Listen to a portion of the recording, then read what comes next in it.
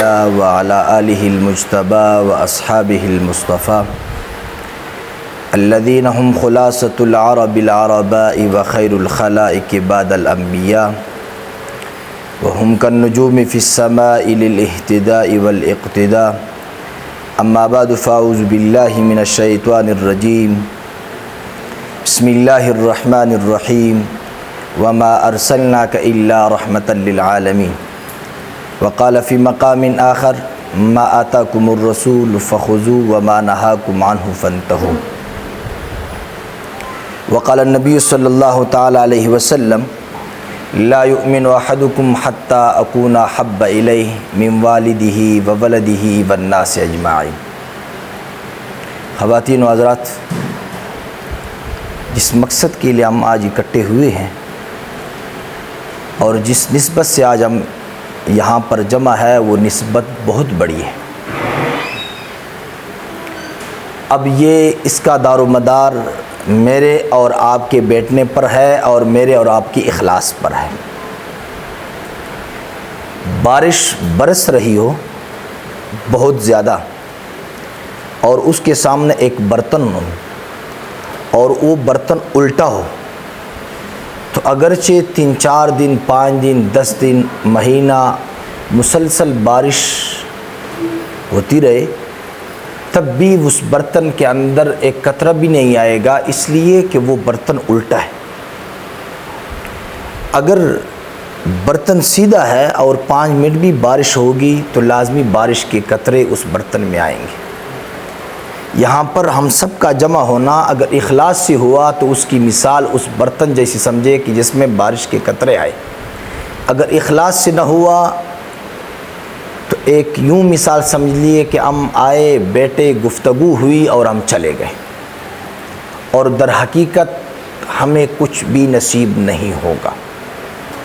لیکن اگر ہم نے اخلاص دکھائی تو یہ جو محفل ہے جہاں پر رسول اللہ صلی اللہ علیہ وسلم کے اوپر جو قرآن مجید نازل ہوئی اور اس میں اللہ رب العزت ارشاد فرماتے ہیں کہ ایک دن مسلمانوں پر ایسا آنے والا ہے کہ لا یغادر صغیرۃ ولا کبیرۃ، کہ وہ دن سب کے رجسٹر سامنے آئیں گے، نہ چھوٹی چیز رہ گئی ہوگی نہ بڑی چیز.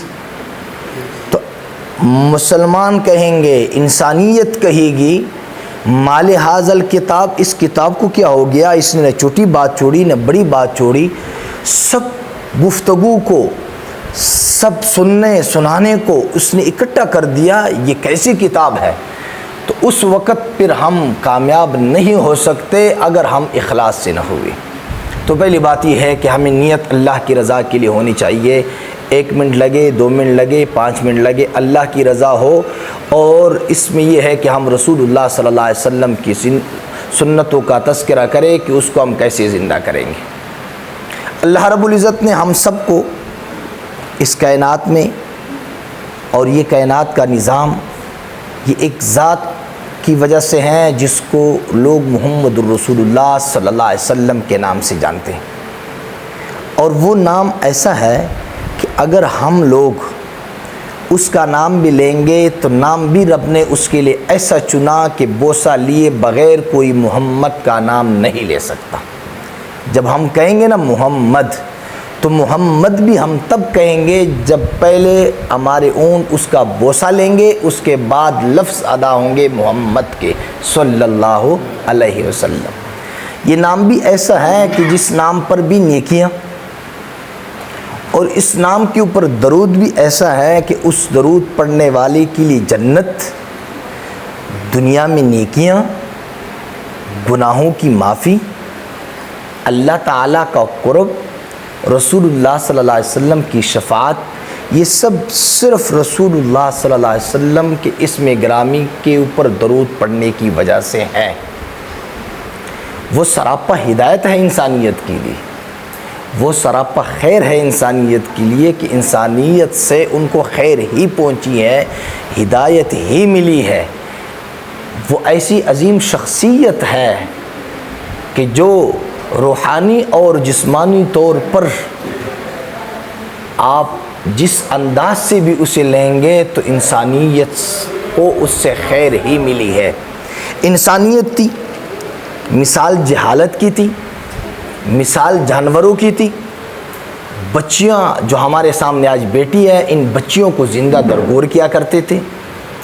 عورت کا کوئی مقام نہیں تھا، عورت کا کوئی مرتبہ نہیں تھا، ماں باپ کا کوئی ادب نہیں تھا، بڑے چھوٹے کا کوئی احساس نہیں تھا. یہ سب کچھ جو ہوا، جو مقام، جو رتبے اور جو مرتبے حاصل ہوئے، رسول اللہ صلی اللہ علیہ وسلم کی تشریف آوری سے ہوئی. رسول اللہ صلی اللہ علیہ وسلم کی تشریف آوری انسانیت کے لیے ایک بامقصد تھا، اور حضور صلی اللہ علیہ وسلم نے آخری وقت میں اس بات کا اعلان فرمایا، الیوم اکملت لکم دینکم واتممت علیکم نعمتی ورضیت لکم الاسلام دینا، کہ لوگو میں نے دین تمہارے اوپر مکمل کر دیا، اور پورا کا پورا دین میں آپ سب کے پاس لے کر آیا ہوں. کوئی یہ اعتراض نہیں کر سکتا کہ پیشاب سے لے کر نماز تک، نماز سے لے کر حج تک، حج سے لے کر زکوٰۃ تک کوئی دین کا کوئی ایسا جز اور زمین میں رہنے والی انسانیت کے لیے کوئی ایسا لمحہ نہیں ہے کہ اگر وہ یہ دیکھے کہ مجھے رسول اللہ صلی اللہ علیہ وسلم کا اس میں کوئی طریقہ چاہیے اور وہ اسے نہ مل سکے. لہٰذا دو چیزیں ہیں، ایک ہے رسول اللہ صلی اللہ علیہ وسلم کی ولادت پیدائش، اور ایک ہے رسول اللہ صلی اللہ علیہ وسلم کی مقصد میلاد. کفار مکہ نے ایک چیز کا اقرار کیا اور ایک چیز کا انکار کیا. رسول اللہ صلی اللہ علیہ وسلم کی میلاد کا تو انہوں نے اقرار کیا کہ رسول اللہ صلی اللہ علیہ وسلم دنیا میں آئے ہیں، سب دیکھ رہے تھے کہ آئے ہیں، پر اس کے آنے کا مقصد جو تھا کہ لوگوں قولوا لا الہ الا اللہ تفلحون، لا الہ الا اللہ پڑھ لو تم کامیاب ہو جاؤ گے. جب یہ الفاظ کہے تو لوگوں نے اس بات کا انکار کر دیا. رسول اللہ صلی اللہ علیہ وسلم کے آنے کا مقصد کہ لوگ غیر اللہ سے ہٹ کر کے اللہ کی بندگی کرے، اللہ کی بندگی سے جڑ جائے، اس بات کے لیے جو آئے، اس بات سے کفار مکہ نے انکار کیا. کامیاب کون ہوئے؟ کامیاب وہ نہیں ہوئے جو حسب نسب میں بڑے تھے، کامیاب وہ ہوئے جو رسول اللہ صلی اللہ علیہ وسلم کی دامن جس نے پکڑی. حضرت بلال حبشہ سے آئے، رنگ کے کالے تھے اور اونٹ موٹے تھے، اور عام انسانیت میں ایسے آدمی کو پسند نہیں کیا جاتا تھا، لیکن رسول اللہ صلی اللہ علیہ وسلم کی دامن کو حضرت بلال نے پکڑ لیا، مقام وہ حاصل کر لیا کہ حضور صلی اللہ علیہ وسلم ایک مرتبہ جب جنت میں جا رہے تھے، جبریل امین سے پوچھا قدموں کی آہٹ کی آواز آ رہا، یہ کس کی ہے؟ فرمانے لگے رسول اللہ صلی اللہ علیہ وسلم یہ تو آپ کے غلام حضرت بلال کے قدموں کی آہٹ ہے. پھر ایسی نسبت حاصل ہوگی کہ وہی بلال تھے جو رنگ کے کالے تھے، شکل کی بھی خوبصورت نہیں تھے، پر عمل کی خوبصورت تھے. رسول اللہ صلی اللہ علیہ وسلم کے دامن اس نے پکڑ لیا، اور اس نے ایسا مقام پایا کہ ایک مرتبہ جب لوگوں نے اعتراض کیا کہ آج حضرت بلال اذان نہیں دیں گے، پھر لوگوں نے دیکھ لیا کہ اس وقت تک رب نے صبح نہیں کی جب تک بلال نے اذان نہ دی. فرمایا حضور صبح اس وقت ہوگی جب بلال اذان دیں گے. اب دو چیزیں ہیں کہ ہم سب نے وابستہ ہونا ہے رسول اللہ صلی اللہ علیہ وسلم کی ذات اقدس کے ساتھ، اعمال میں، افعال میں، اقوال میں. ہر طریقے سے ہم نے رسول اللہ صلی اللہ علیہ وسلم کی سنتوں کو اپنانا ہے، چاہے افعال ہو، کوئی کام کیا ہو رسول اللہ صلی اللہ علیہ وسلم نے، وہ ہم نے کرنا ہے. اس لیے اللہ کا حکم ہے ما آتاکم الرسول فخذوہ، جس چیز کا تمہیں اللہ اور اس کے رسول حکم دے اسے لو، وما نہاکم عنہ فانتہوا، جس چیز سے تمہیں روک دے اسے رک جاؤ. اب افعال، کوئی کام رسول اللہ صلی اللہ علیہ وسلم نے نماز پڑھی ہے، رسول اللہ صلی اللہ علیہ وسلم نے یوں وضو بنایا ہے، رسول اللہ صلی اللہ علیہ وسلم یوں وضو کے لیے گئے ہیں، یوں بیت الخلاء گئے ہیں، یوں باہر آئے ہیں، یوں سوئے ہیں، یوں اٹھے ہیں، یہ سارے کے سارے افعال ہیں. افعال رسول اللہ صلی اللہ علیہ وسلم کو اپنانا ہے اپنی زندگی میں. اقوال رسول اللہ صلی اللہ علیہ وسلم، جو رسول اللہ صلی اللہ علیہ وسلم نے زبان مبارک سے کوئی بات ارشاد فرمائی ہے اس کو، اور اعمال رسول اللہ صلی اللہ علیہ وسلم، جتنے بھی اعمال کیے رسول اللہ صلی اللہ علیہ وسلم نے، سب کو اپنانا ہے، سب میں کامیابی ہے. تو دو چیزیں ہو گئی ہے، ایک یہ ہے کہ میلاد اور ایک تھا مقصدی میلاد. مقصدی میلاد کو بھی اپنانا ہے, میلاد کو بھی ماننا ہے. اب تیسری بات, رسول اللہ صلی اللہ علیہ وسلم چونکہ آخری نبی ہے, نبوت کا دروازہ رسول اللہ صلی اللہ علیہ وسلم کی ذات اقدس پر بند ہے. اب اس کے بعد کوئی نبی نہیں ہے. اس بات کا اقرار بھی کرنا, اس کے اوپر ایمان بھی لانا, اقرار بھی کرنا, اس کے اوپر ایمان بھی لانا.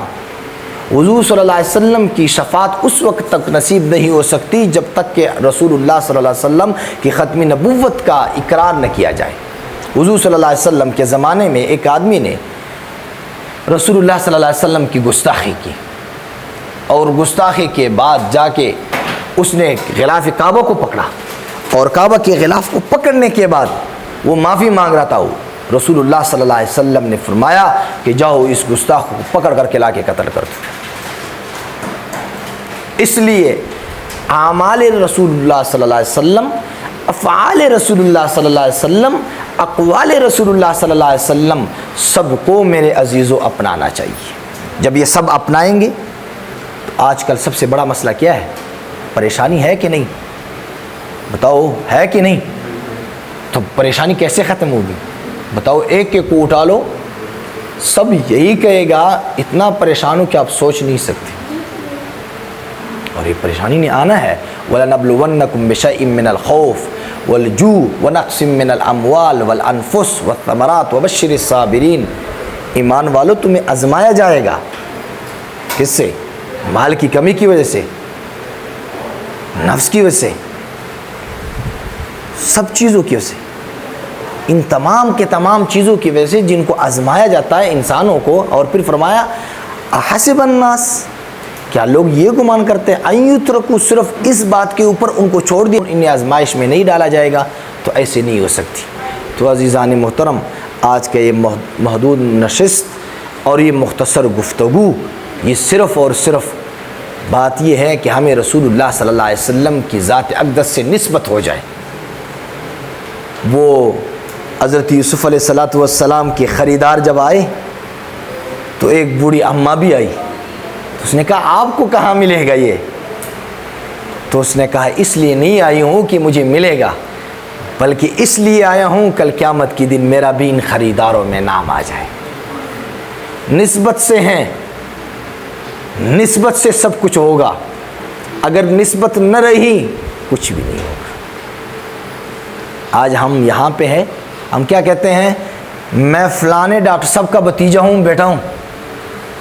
نسبت وہ ہم بیان کرتے ہیں, لیکن جب ہم قبر میں جاتے ہیں تو کیا کوئی کہتا ہے ڈاکٹر صاحب قبر میں رکھ دیے گئے؟ نہیں بھائی, میت کو سیدھا کر لو. کیا کسی عہدے والے کو کہتے ہیں فلانے کو؟ نہیں بھائی, میت کو بھائی سیدھا کر لو. میت کا منہ قبلے کی طرف کر دو, میت کو غسل دو, میت کا جنازہ تیار ہے لے جاؤ. لیکن ایک نسبت ہے, ایک رشتہ ہے جو قبر میں بھی ہمارے ساتھ جائے گا, اور وہ رسول اللہ صلی اللہ علیہ وسلم سے رشتہ اور نسبت ہے. حضور صلی اللہ علیہ وسلم نے فرمایا, سے شروع میں آپ کے سامنے ایک حدیث پڑھی ہے, لا یؤمن احدکم, تم میں سے کوئی ایک مومن ہو ہی نہیں سکتا. لا یؤمن احدکم حتی اکون حب الیہ من والدہ وولدہ والناس اجمعین, جب تک کہ اپنے ماں باپ سے زیادہ, اپنی اولاد سے زیادہ, تمام کی تمام کائنات کے لوگوں سے زیادہ مجھ سے محبت نہ کرے, اس وقت تک وہ کامل مومن ہو ہی نہیں سکتا. بتاؤ, کفار مکہ جب رسول اللہ صلی اللہ علیہ وسلم کی تلاوت سنا کرتے تھے, بے شک ایمان نہیں لاتے تھے, لیکن کیسے جمعہ کرتے تھے. کیا آواز ہوگی اہل ایمان, کیا آواز ہوگی جب رسول اللہ صلی اللہ علیہ وسلم کل قیامت کے دن جنت میں, اللہ ہم سب کو جنت الفردوس نصیب فرمائے, اور وہ تلاوت فرمائیں گے. کیا نسبت ہوگی جب حضور صلی اللہ علیہ وسلم فرمائیں گے کہ انہیں آنے دو, یہ امتی ہے میرے. کیا رشتہ ہوگا, کیا نسبت ہوگی. کیا تم میں سے کوئی ایسا ہے کہ جو اس رشتے سے ناخوش ہے؟ کوئی بھی نہیں ہے. سب کہتے ہیں یہ نسبت ہو جائے. تو اس کے لیے پہلی چیز رسول اللہ صلی اللہ علیہ وسلم کا آخری وقت ہے, اور آخری وقت میں امت کی فکر کر رہے ہیں, اور امت کی نمازوں کی فکر کر رہے ہیں. آج بڑی خوبصورت محفل ہے، یہ لکھی جائے گی، یہ کل قیامت کی دن ہم سب کے سامنے پیش کی جائے گی کہ آپ کی زندگی میں ایک محفل یہ بھی تھی۔ تو کون کون سے ایسے ساتھی ہیں کہ جو آج سے وعدہ کرے کہ ہم نے کوئی نماز نہیں چھوڑی؟ ارادہ ہے، ارادے کے ساتھ وعدہ بھی ہے۔ نمازوں سے سب کچھ ہے، نمازوں کے بغیر کچھ بھی نہیں ہے، نمازوں سے سب کچھ ہے، نمازوں کے بغیر کچھ بھی نہیں ہے۔ مرنا ہم سب نے ہے، ایسے بھی لوگ مرے ہیں جو مصروف تھے، جنہوں نے کہا ہمارے بغیر کچھ نہیں چلتا، ان کے بغیر سب کچھ چل رہا ہے۔ حضرت بیلول رحمۃ اللہ تعالی علیہ ایک دفعہ قبرستان میں بیٹھے ہوئے تھے، اور قبرستان میں بیٹھنے کے بعد کسی نے پوچھا بیلول کیا کر رہے ہو قبرستان میں؟ اس نے کہا مخلوق کا اور رب کا فیصلہ کر رہا ہوں۔ اس نے کہا پھر؟ اس نے کہا رب جو ہے وہ اب ماننے کے لیے تیار نہیں ہے، مخلوق اب مان رہی ہے، مخلوق اب مان رہی ہے، رب ماننے کے لیے تیار نہیں ہے۔ ماننے کے لیے کب ہے؟ جب تک کہ ہم زندہ ہیں، جب تک ہم نیک اعمال کر سکتے ہیں۔ تو میں نے شروع میں ایک بات کیا کہ وہ اسم محمد بھی ایسا ہے کہ وہ لوگ بعد میں بوسہ پہلے ہوگا۔ اللہ نے نام بھی ایسا بنایا کہ اگر کافر بھی لے گا تو نام بعد میں لے گا، اسم محمد کو بوسہ پہلے دے گا۔ گستاخ گستاخی کرے گا، گستاخ گستاخی کرے گا، لیکن جب جس ذات اقدس کی گستاخی کرے گا، وہ جب نام لے گا اس بدبخت کے اونٹی بھی اسم محمد کو بوسہ دے گا۔ اللہ نے کتنا پیارا نام بنایا، اور کتنا پیارا نام رسول اللہ صلی اللہ علیہ وسلم کے لیے انتخاب کیا۔ تو اسم محمد اور اسم محمد کے اوپر درود فرمایا کہ جو ایک مرتبہ درود پڑھتا ہے 10 گناہ معاف، 10 نیکیاں، 10 درجات اس کے بلند ہوتے ہیں۔ کتنے؟